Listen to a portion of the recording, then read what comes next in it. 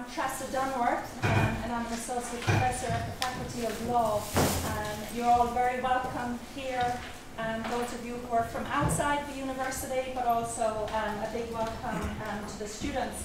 And I was saying to Mr. Shearer earlier this afternoon how encouraged I was when I saw the list of RSVPs and how many students had responded.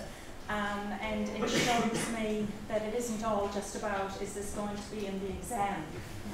So thank you, all the students who are here.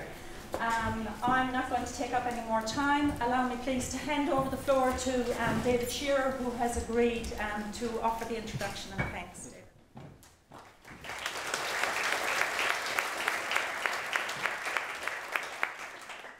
Thanks, Tressa. Before entering politics, I spent quite a few years working in the West Bank and Gaza.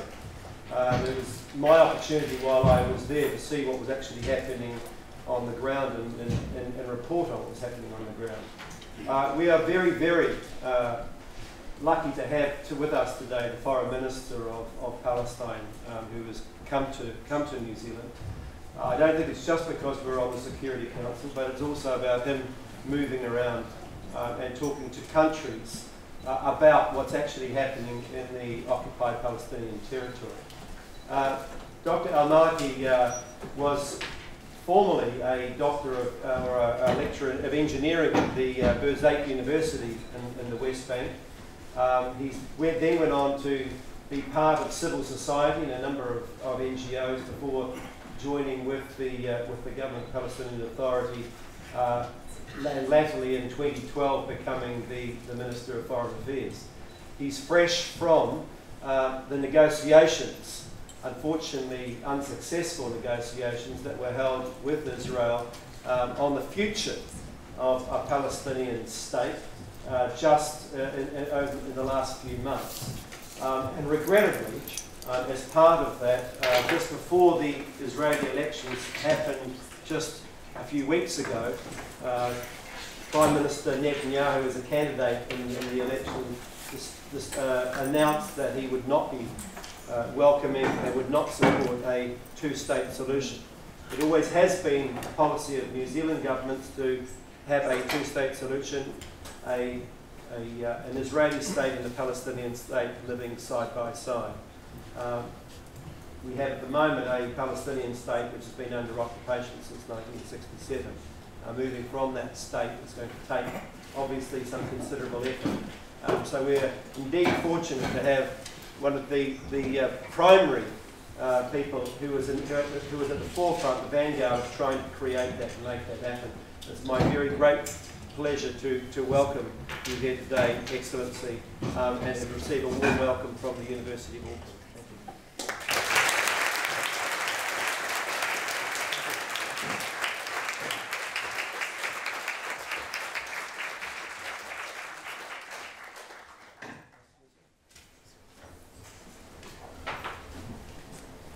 Thank you very much. I was instructed to come and stand here rather than in the middle. It is really a great pleasure for me to speak in front of such audience. It reminds me of my previous work as professor of engineering at Birzeit University, where I left teaching back in 1996. This is my second visit to New Zealand. I've been here in 2011, where I attended Pacific Forum. At that time, I do remember, championship for the World Cup of Rugby, was taking place here in Auckland, and I missed, watching the final game.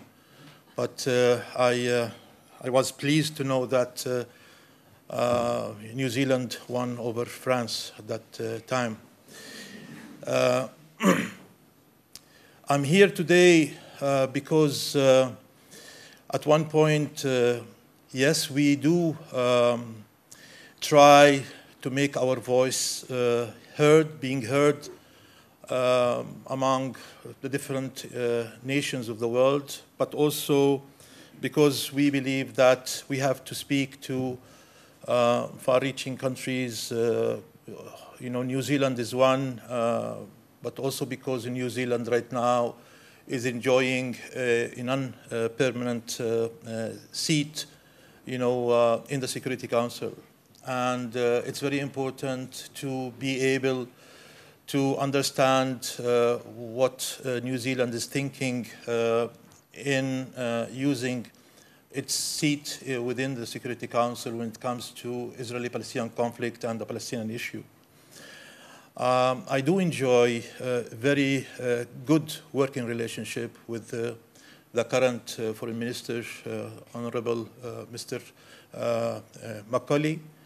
And we have had so many meetings in the past, and we continued holding meetings in order for us to maintain this type of contact, understanding, and cooperation between New Zealand and Palestine when it comes to our pursuit to achieve peace and justice in our region, in the Middle East. And this morning, I had the chance to meet him again. We had an excellent working session, and I'm really pleased to know that the way that how he envisages the role of New Zealand as a non-permanent member in the Security Council.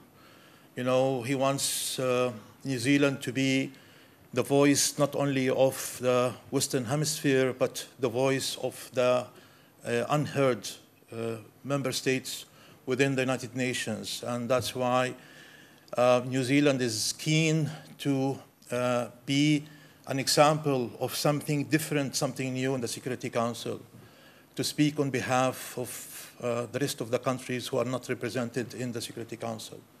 I'm pleased to know that New Zealand will be speaking also on behalf of Palestine, as well as they are speaking on behalf of so many other countries. And that's why it was a great opportunity for me to exchange views about our plans in the Security Council and to see, how we will be achieving what the Security Council was established for in the beginning, to protect peace and security, in the world and try to solve conflicts around the world, and in particular the Israeli-Palestinian conflict. And here comes my role. We have been engaged with Israel over the last 23 years in direct negotiations in order really to achieve a peaceful solution to our conflict. A solution that will put an end to the suffering of the Palestinian people and try to end the Israeli occupation and allow for the establishment of the independent Palestinian state alongside the state of Israel within the two-state solution option. We, as Palestinian leadership, believe in that, and we have been working in the last 23 years of direct negotiations with the Israelis in order really to achieve that. Unfortunately,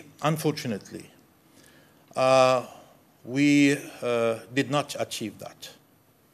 And unfortunately, while we were negotiating for 23 years, Israel was building more settlements in the Palestinian occupied territories, creating more facts on the ground and changing realities, and making the two-state solution option an impossible option to be implemented. And closing door to that option. 23 years later, we felt that it's very important for us to learn our lessons and to draw conclusions. Because if not, then, the whole exercise used to be fruitless. And that's why, if we want really to look back in retrospective and try really to understand and to comprehend what went wrong in 23 years of negotiations, besides the fact that Israel has used negotiations as pretext in order really to build more settlements and to change realities on the ground. But you know, the modus operandi itself was wrong for many reasons. The most important 4 reasons from my perspective are: one is that we were not able to define the terms of reference for the type of negotiations that we want really to achieve. And these terms of reference were not really clear. And so you cannot really enter into a room to negotiate for 23 years without knowing exactly what are your terms of reference. And all brokers who tried to help us, you know, they were very quick and hairy and enthusiastic to just put us inside the room and to leave, thinking that this is really the right situation, you know, to reach a deal, without knowing that there are certain requirements for the two to start talking. Not only that you put them inside the room, it's that's not enough to be able for the two sides to talk. So terms of reference were not that clear. And you know, for us, without defining such terms of reference and talking about 67 borders as terms of reference, you know, two-state solution as terms of reference, Jerusalem being the capital of the 2 states as term of reference, then you know, you cannot just start any kind of fruitful kind of negotiations.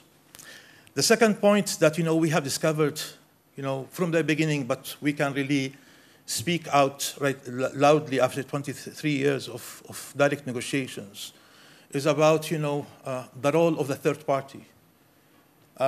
You cannot just push the two sides inside a closed room and you stay outside thinking that the two sides will solve their differences by putting them inside the closed room. No. You need the intervention and the involvement of third party. You need third party to be present in order to bridge gaps, and to narrow differences and to present bridging proposals. You have to be a catalyst. You have really to help the two sides, to understand each other and to build trust. You cannot just, push them inside the room and thinking that this is really the best atmosphere for negotiations. And this didn't happen. For the last 23 years, we were kept inside with the Israelis, and the Americans used to stay outside. The third issue for us is very important, also about timetable, time frame. You cannot just think that negotiations are endless, that any party could use time as an instrument for prolonging the negotiations while outside they are building more settlements. You cannot do that.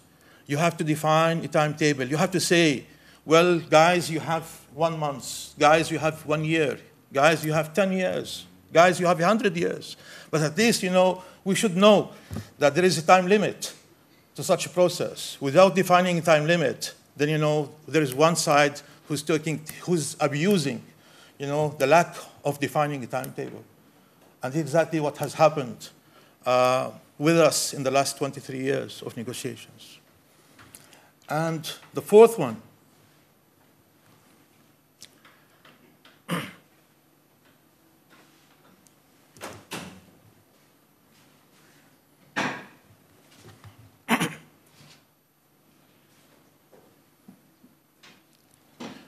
and the fourth element, which is really, we should really define what's really the end game.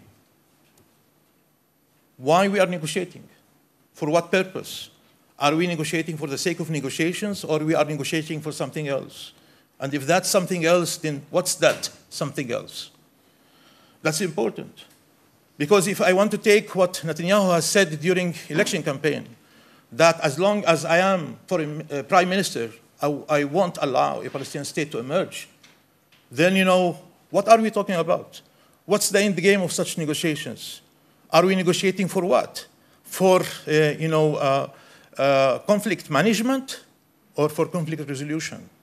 If it's really for conflict management to improve the living conditions of the Palestinians under occupation, no, sir, I'm not interested. But if we are interested, if we are looking for conflict solution and trying to find a solution to the conflict, then obviously, yes, we have to define the end game, what we are really aiming to achieve as a result of such negotiations, ending the occupation and establishing an independent Palestinian state along the side of the state of Israel as part of the two-state solution option. Is this exactly the position of the two parties or not? Because, you know, I have read article that was written by Naftali Bennett, who is really the head of Jewish Home. He was a member of the former coalition government in Israel, and he's going to be thinking that, you know, also member of the new Israeli coalition government, where he wrote an article in New York Times, and he said that he is totally against the two-state solution option, and he will never allow the two-state solution option to be materialized as long as he is a member of any Israeli coalition government. So where that really puts us, it's very important for us really to be able to understand these issues. It's very important for us that each party should pronounce clearly, specifically, exactly their position. You cannot say something and do something else. You cannot try to make a statement and then you do exactly the opposite. And this is exactly what has really happened in the last 23 years of direct negotiations. Here, after 23 years, we see ourselves very, very far from where we wanted really to be. And not only because I assess that, because so many foreign dignitaries who has visited Palestine and Israel said that, starting with David Cameron and many others, that, you know, the window for the two-state solution option is closing, and it's closing very rapidly. And the way that Israel is building settlements in the Palestinian occupied territories is trying to, you know, avoid the establishment of a viable, contiguous state of Palestine.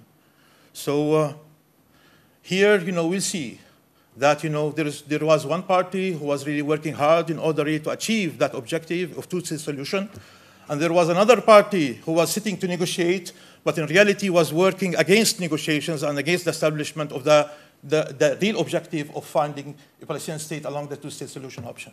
So we were deceived over 23 years.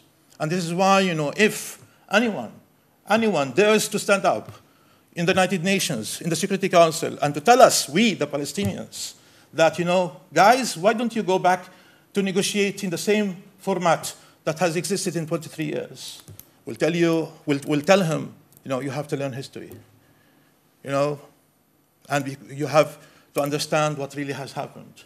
We are not going to compromise the future of Palestine and the future of the Palestinians. We are not going to accept any diktat. We are not going to accept, you know, lies anymore. That's very important. And that's why we have felt that the current modus operandi for the last 23 years has to change.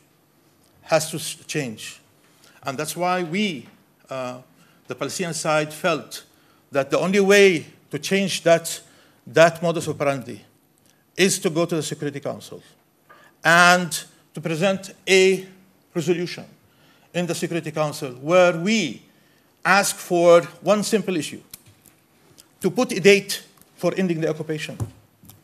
To put a date to end the occupation. Nothing else. We didn't ask for anything else. Because, you know, the occupation has been there, you know, affecting, destroying our lives for 48 years. Destroying our lives for 48 years. I am standing here, and at the end of this month, I will be, you know, completing 60 years of my life. I was 12 when occupation started. I was 12. I was a kid when the occupation started. And I cannot tell you or to tell my children who are already, you know, like you, university students, that I can really promise them that in my lifetime or in their lifetime, there will be, you know, a free Palestine. This is very important. And that's why we decided to go to the Security Council to ask for one simple issue, to put a date for ending the occupation, and to see if Israel is ready to compromise with that, ending the occupation. We have said, let it be 2 years. 2 years are more than enough after 23 years of so-called direct negotiations. 2 years will be enough to reach a peace deal between us and between the Israelis. Well, if the Israelis feel that 2 years are not enough, what about 5 years? What about 10 years? What about 20 years? But at the end of the day, we want to know that maybe in 2020, 2040, 2090, the Israeli occupation will end. At least I can tell my children that yes, in 2090, your children, you will have a free Palestine. This is very important. And so we are not asking for the impossible. We are asking for a very simple right of the Palestinians to know when they are going to be free. When they are going to be free. And this is exactly what we have tried to do in the Security Council on December 30th, 2014, when we tabled a draft resolution asking for that simple issue. But we have failed because we needed to master 9 positive votes in the Security Council without a veto. And we knew that the veto was waiting for us. Either we got 9 votes or we don't get 9 votes. And we didn't get 9 votes because one of permanent members of the Security Council was able to pressure, convince, name it what you want, one non-permanent member of the Security Council to alter their vote and to change from yes into an abstention. And as a result, we got 8 votes and not 9. So that permanent country was spared of using that veto vote in the Security Council. Well, should we go back to the Security Council and ask for the same? Absolutely yes. But this time, instead of going ourselves as Palestinians asking for that, we discovered that there are more than one country who is willing to take that step and to ask for the same in the Security Council. We are pleased to know that right now there are members in the Security Council who are willing to do that on our behalf because they do believe that, finding a solution to the Palestinian problem is overdue after 48 years of continuous occupation, and because they have reached the conclusion that maintaining the current modus operandi of negotiations is not going to lead us anywhere. And so France is leading, a move within the Security Council with a draft resolution, trying to see if it's really possible to be tabled in the Security Council, calling for negotiations that within a certain period of time that should end with a peace agreement. Peace agreement will mean ending the occupation and the establishment of the independent Palestinian state. Are we in support of that initiative by the French? Absolutely, yes. I hope, that many other countries will support that. I know that in New Zealand is very much interested. New Zealand has its own views about, the issue, but they are very positive, to contribute and to use their membership in the Security Council for the interest of collective efforts by the Security Council members in order to reach a resolution that will satisfy everybody, a win-win resolution that will allow the Palestinians also to feel that they are free and that they deserve their own independent state like everybody else's. And so we are in this situation. Now, obviously, the outcome of the Israeli latest elections is not really helping that much. Because, if we look into the negotiations that are taking place between Likud and other parties, potential parties to be included into the coalition government, you could tell that the new government that might be announced and sworn in by next week, according to the Israeli bylaws, it's going to be right and extreme right government.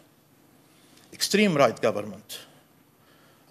Composed of people like Naftali Bennett, who negates the right of the Palestinians to statehood, who thinks that, you know, Palestinians, they do not deserve to live in Palestine. People like Lieberman, who thinks that, you know, Palestinians has to be kicked out from that land.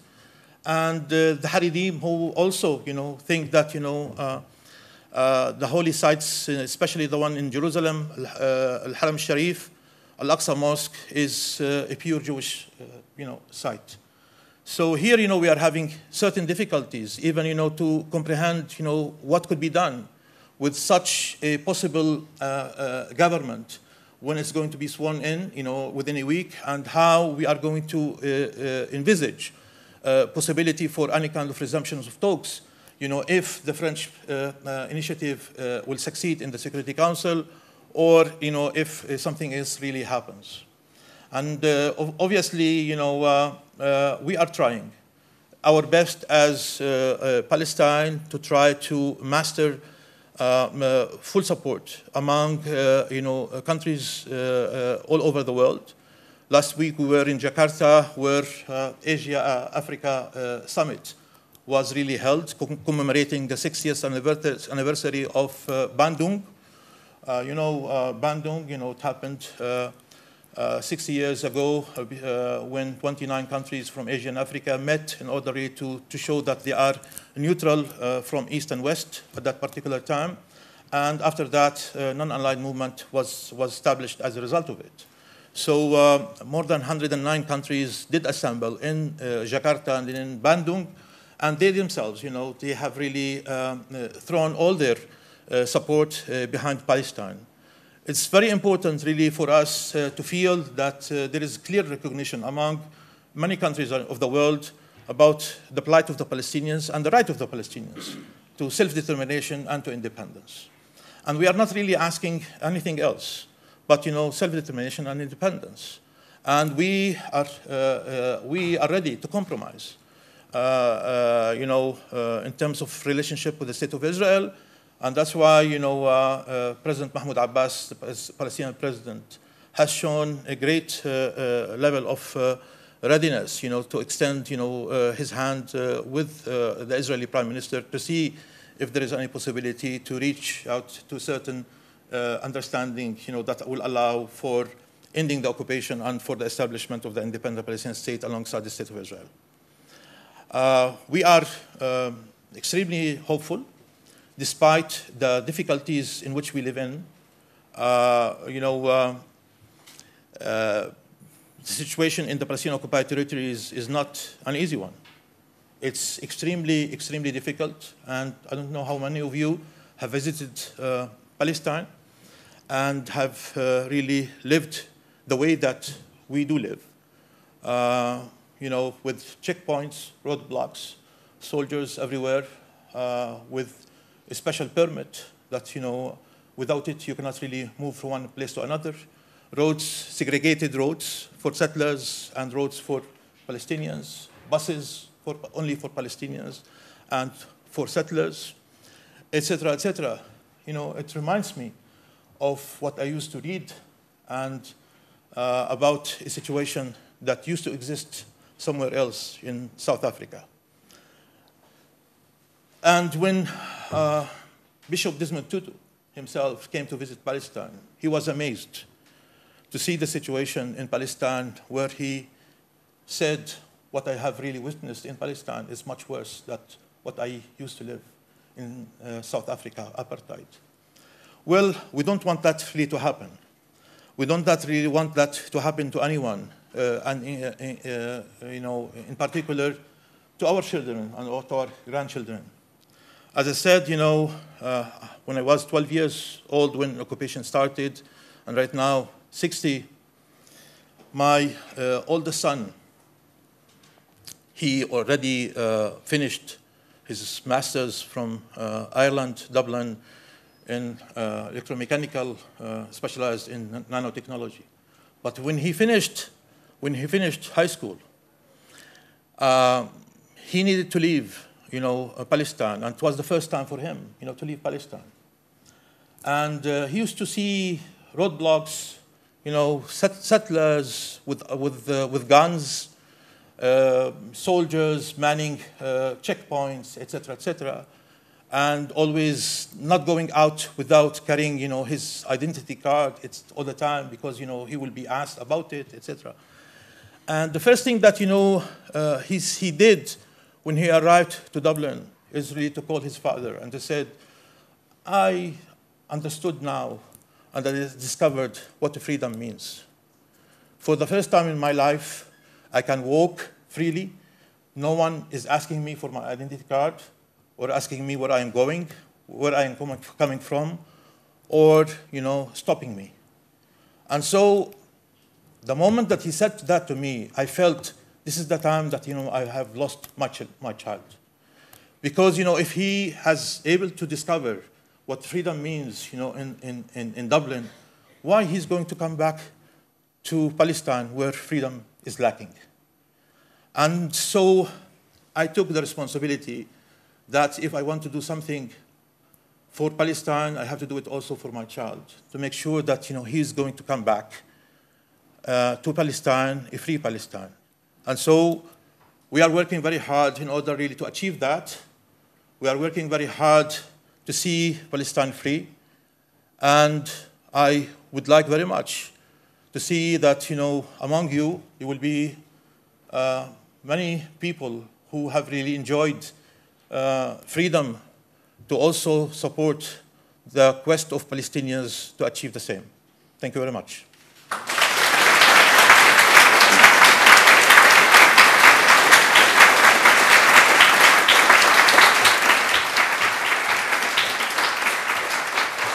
Thank you.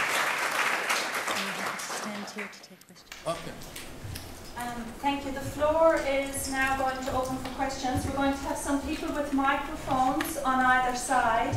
If you could wait, please, until you have the microphone before you start your question so that everybody can hear it.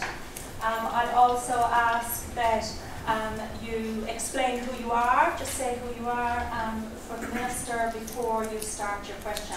A question from the gentleman in the back and then the lady in the black shirt next to him. And also, so that we can allow lots of people to ask questions, to keep our questions short, please. I apologize, these actually are moving for the room that want to be. So I have two quick questions. You say, that you want a two-state solution, and I'll stand up. So you're saying that the Palestinians want a two-state solution, and absolutely agree with that. But there's two things I don't quite understand. If you could clarify the situation. During the Gaza conflict in last year, many demonstrations across the world, there were people saying, free Palestine from the Jordan to the sea. In my mind, that means there's no room for a state of Israel. So can you explain, please, what from the Jordan to the sea means? My second question is, 23 years is a long time to negotiate, absolutely agree. And you say that there's been deceit and you don't want to go back to the same situation. Can you explain to me why President Abbas in 2008 turned his back on President Olmert's offer of what, by most commentators, was a peace agreement beyond the expectation of most Israelis? So if you can please explain that to me, because I have to say I'm a little bit confused as to what those 2 points mean. Thanks for the question. My name's Rob. Thank you. I'll take a few other questions. Yeah. Hi, my name's Anna Lucia Vermont. I'm a member of the Communist League here in New Zealand and a long-time supporter of the Palestinian struggle. My question is about Iran and the fact that Netanyahu's victory was largely based on the sort of destabilization that's going on in the region with the Iran nuclear accord. I'd just be interested in getting your take on Iran's role in the region and how that impacts on Palestine right now. Yes. Question from the gentleman in the back and then the young man in the center here.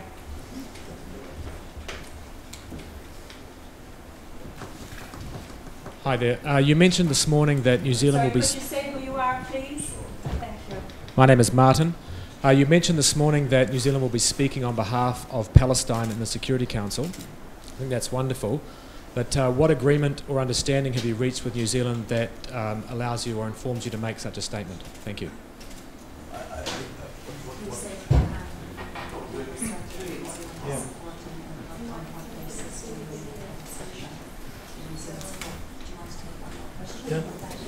So we're going to take a question from the young man here at the centre. So raise your hand so that she knows where the microphone is. Thank you.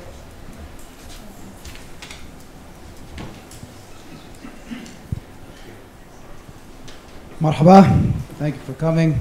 My name is Nitzan. I'm an international student here in Auckland for the semester, but I was born and raised in Jerusalem. I would like to agree with you on several points, just by saying that I do agree that there has been a couple of difficulties in the last years on the Israeli side. But what is for me important to understand, while we can keep playing the blame game, I am very curious about positive state building within the Palestinian territories at the moment. Because I have friends in the West Bank. Yeah, I have friends in the West Bank that say that their two biggest concerns at the moment are corruption and freedom of organization that will show a full pluralism of the opinions within the Palestinian territories. So for me, the most important thing is to know how your government makes sure that when the state takes off, it will go on a stable course and not collapse to any uncertainties. Okay. I think, you know, okay.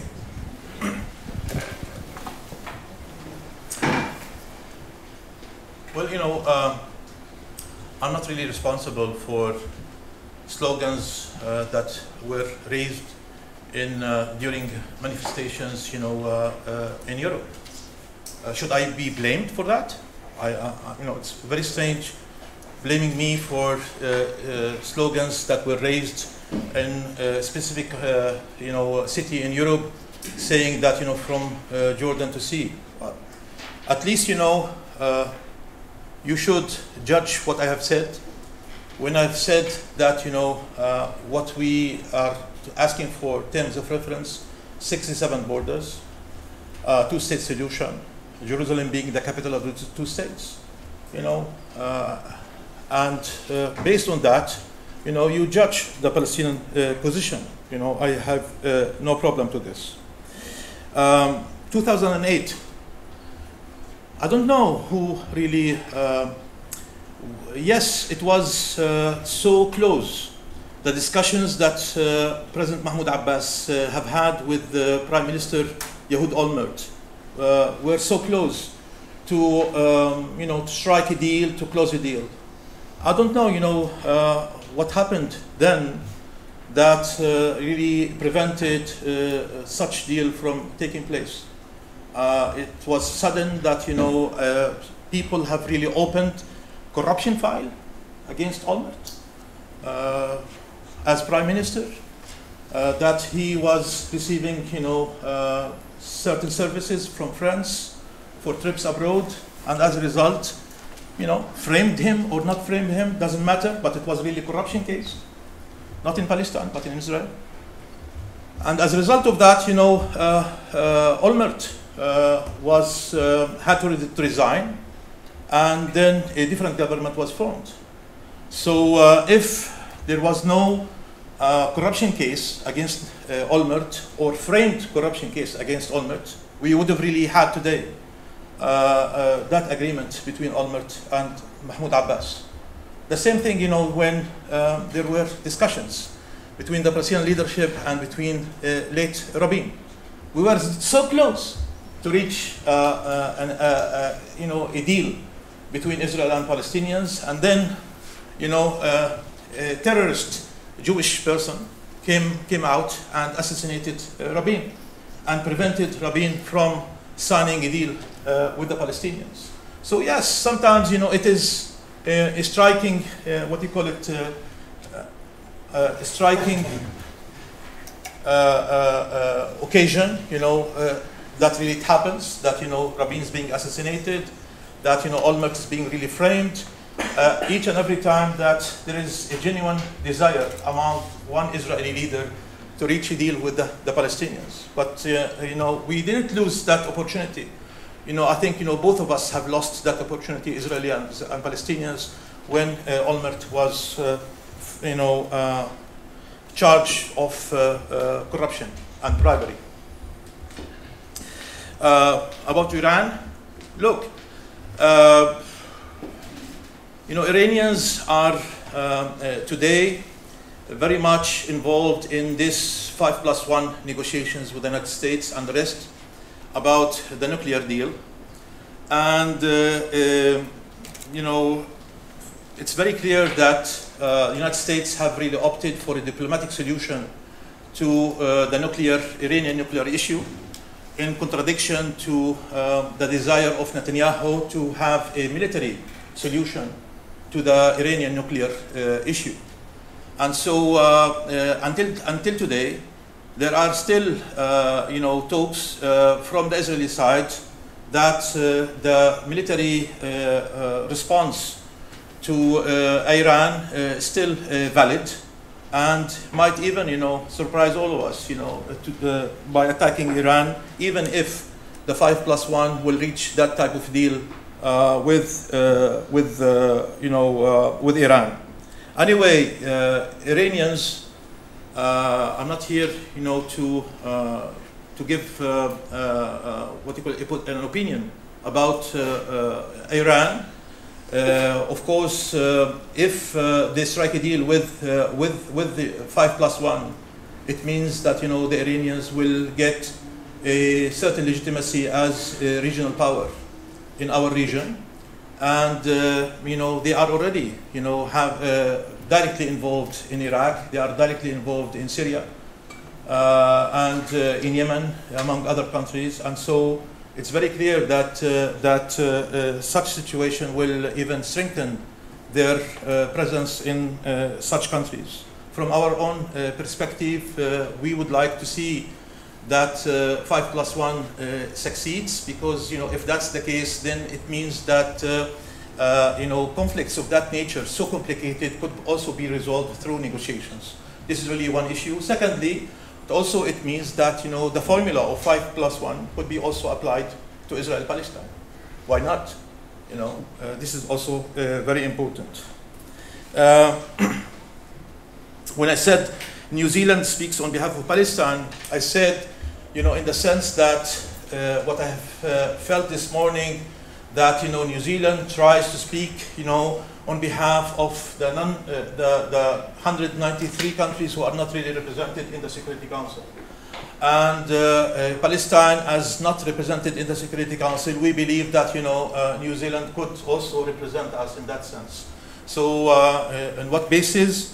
Well, in the sense that, you know, I felt the responsibility, you know,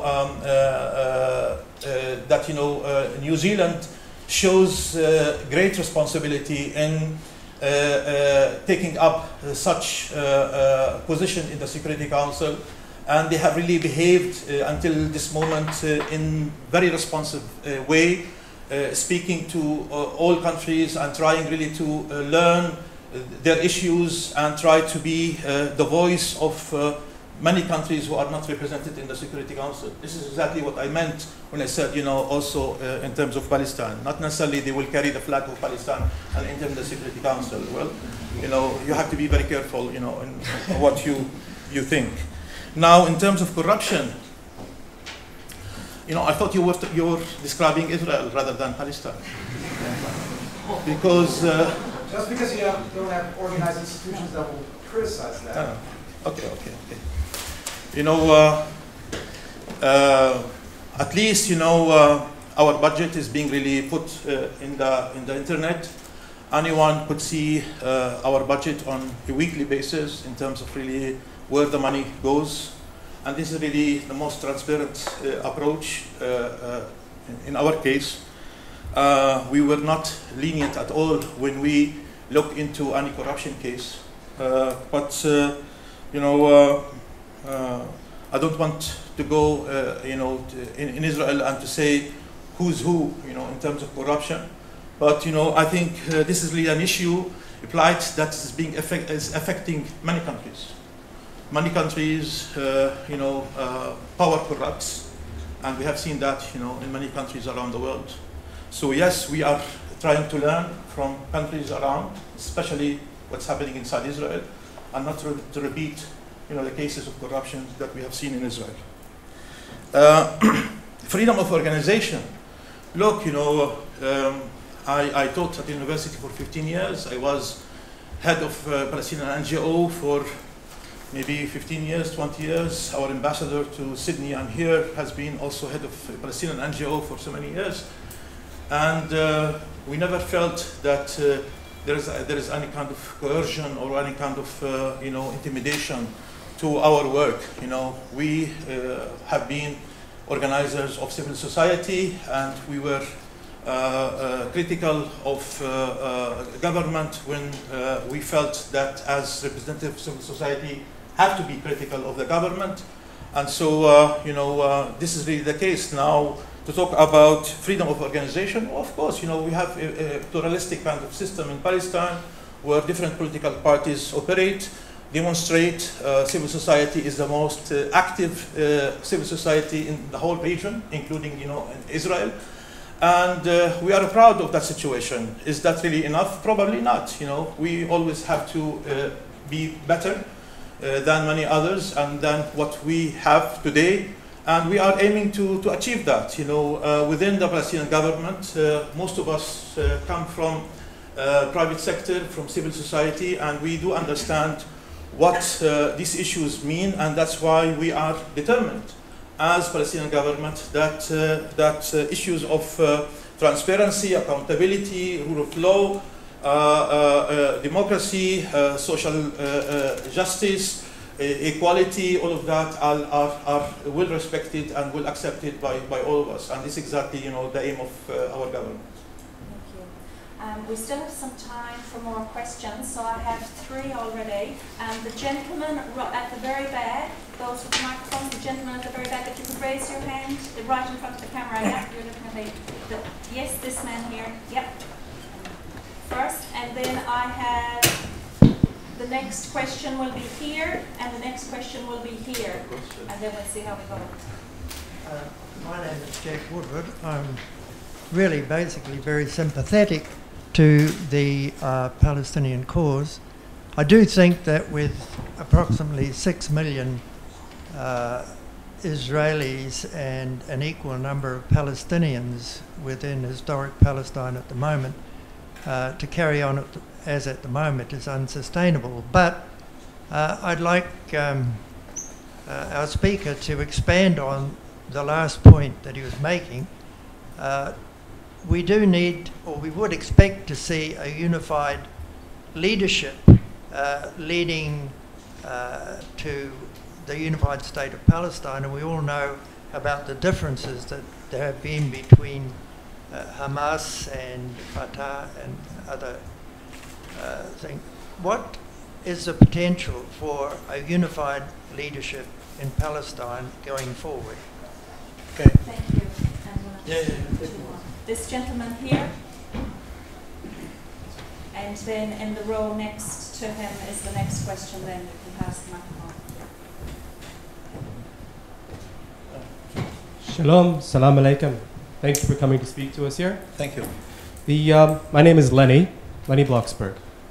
Now, I am someone who is for people, all people everywhere. I believe every human being deserves a chance at a good life, and I'm always for people. And I want to assure you that among the Jewish people, there is a growing number of people who are also for people and are no longer preoccupied with the political sides. The trouble is, there's this old story about these 2 men fighting, and one of them gains the upper hand and he's holding the other one saying, I will let you go, but will you stop trying to hurt me? And it seems to me that Israel and Palestine are like this today. And I want to ask you, I understand your frustrations and I can hear it in all the things you say about this side, that side blaming, but I want to ask you, how are you going to show Israel, the people of Israel, that you are going to give them a peaceful chance so that the people, the Jewish people who are rising up trying to call for a peaceful solution can have a louder voice and not be shouted down by those who are fearful. Thank you. And we'll take one more question.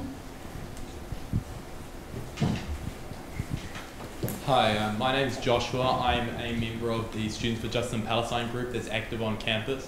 What I was sort of like to ask is, because there's been a lot of talk about the two-state solution and the feasibility of the two-state solution in the foreseeable future, which admittedly isn't looking particularly bright.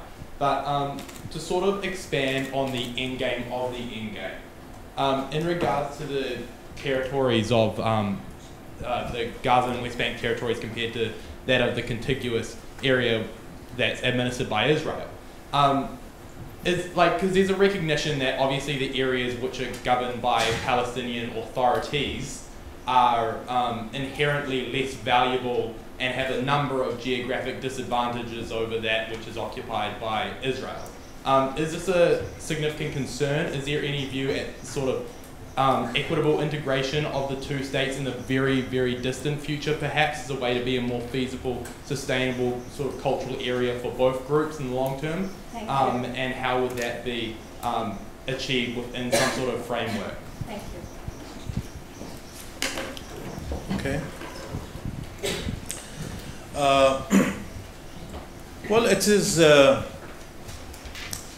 part of a democratic process to disagree among individuals, among political parties. It is a healthy process that disagreement persists as long as doesn't really affect the overall objective and the goal. And I believe that yes, there are certain differences between Fatah and Hamas when it comes to the way that to achieve the objective of freedom and independence. One believes in the armed struggle and one believes in the negotiating process, a peaceful negotiating process. At least, we enjoys the majority, and we have the mandate to negotiate with Israel in order really to achieve such objective of ending the occupation and the establishment of an independent Palestinian state. Differences will persist, but at the end of the day, we have to go back to people, and through democratic processes, elections, then the people will determine who enjoys the majority and who will, of course, will enjoy the backing and the support of the public. But yes, both are working for the same objectives, but the means are different. To show Israel that you are giving them a peaceful chance, I think Israel has to show us that they are the ones who will give us the peaceful chance. Did I say a joke? Yes. Yes? The two men in let me laugh with you, Tim, then. Come on, man. Here we are in the Faculty of Law, and we are talking seriously. If you don't like what I've said, well, that's up to you. But anyway, look, you are the ones who is controlling the life, the destiny, the freedom of the Palestinians. You are the occupier, and we are the occupied. You control our lives through military means. The moment that you provide us with enough guarantees, security, by withdrawing from the Palestinian territory and allow the Palestinians to live their own life, we will reciprocate by giving you exactly what you are looking for. This is really very important.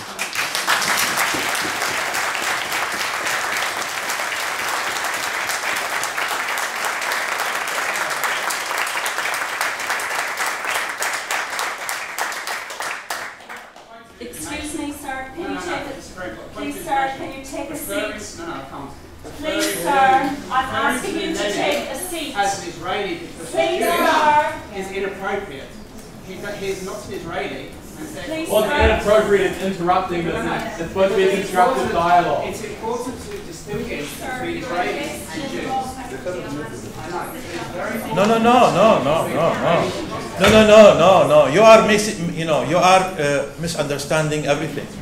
Look, we have no problem with Jews at all. I respect that very much. I have many Jewish friends. Many Jewish friends. There are many Jews who are pro-Palestinians. You know, we are talking about Israel being the occupying power, occupying Palestinian land and Palestinian lives. And so the problem is not with Jews or Judaism. The problem is with Israel. Minister, perhaps we could move on to Yes, the last question. anyway. Well, yeah, look, it's true. You know, in the West Bank, you know, Oslo has really put us in very awkward kind of situation. You know, areas A, area B, area C. And, you know, it's very clear that, you know, Israel, even, you know, according to Oslo, they have violated Oslo spirit by doing incursions into area A, which is not really supposed to do, etc., etc. They are controlling water resources. They are controlling natural resources in all aspects. And yes, it's going to be very difficult, you know, if a state of Palestine will come to survive under such conditions. And that's why we say, you know, a Palestinian state that should be viable. Viability, you know, it means everything, all aspects. Contiguous in terms of really territory. And this is really very important because we are not going to live, you know, by crossing bridges or moving through tunnels. That's not really the life that the Palestinians would like to see. And this is not really the life which my son, when he's coming back, you know, want, you know, to live in. So it's very important that, you know, we want to live as normal as anyone else in the world, as normal as the Israelis do. Thank you very much.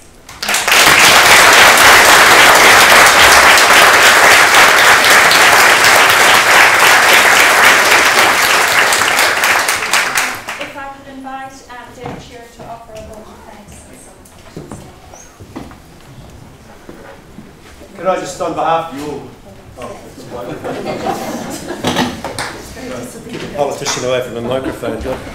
I just wanted to say, on behalf of us all, thank you very much for your address, for your passion, for your words, for your commitment. I think we were all reminded as you were talking, 23 years of negotiations. The two-state solution is not a foregone conclusion if you look at the facts on the ground and what is actually happening. Part of when I was in Palestine, part of my role was to monitor the expansion of the settlement. So when I left there, there was 450,000 Israeli settlers living in the West Bank, Jerusalem, and the rest of the West Bank. Today, there are more than 520,000. It's growing. The rate of increase is growing at 2.5 times the population increase in Israel. In other words, people are moving from Israel into the West Bank to live in the settlements there. And as they grow, as the minister said, they need to be fed by roads. And the roads that lead from Israel across into the settlements cut across the Palestinian territory. And how do the Palestinians move? They move on roads, then go under tunnels that go under those roads so they don't have to be on the same roads. And so it goes on. It's an incredible network of infrastructure to keep two people apart while effectively expanding into another person's territory. So as that goes on, the thought of how that can be disconnected, how that can be dismantled so that the state of Palestine is able to succeed and be contiguous and actually sustainable and successful becomes more and more problematic each year that goes on and goes on. And so I think, as you said, it's 23 years, but every day that goes by where there is not a settlement makes the ultimate possibility of a settlement that much more remote.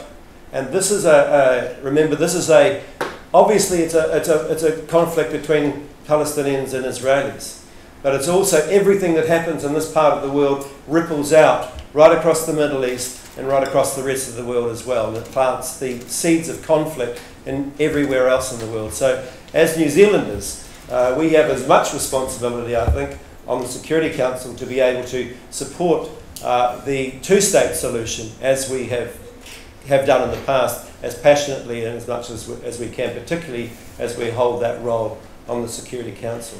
Could I just lastly say, acknowledge Ambassador Abdul Hadi and other members of the Arabic diplomatic community here who have come from Wellington in Australia to join us here today. And once again, Minister, I thank you for your time, for coming to speak to Auckland University, my old university. I'm very proud to have you here, and we wish you all the best with your endeavours and every success as you go forward. Thank you very much.